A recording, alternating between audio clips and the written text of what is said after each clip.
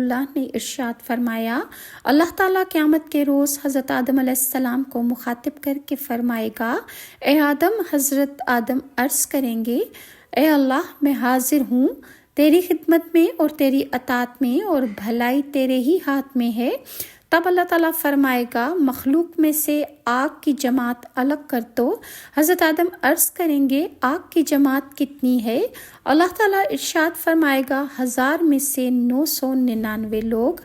آپ صلی اللہ علیہ وسلم نے ارشاد فرمایا، یہی وہ وقت ہوگا جب بچہ بوڑھا ہو جائے گا، حمل والی عورتوں کے حمل گر جائیں گے، اور تو لوگوں کو مدہوش دیکھے گا، حالانکہ وہ مدہوش نہیں ہوں گے، بلکہ اللہ کا عذاب ہی اتنا سخت ہوگا کہ لوگ اپنے ہوش و حواس کھو بیٹھیں گے۔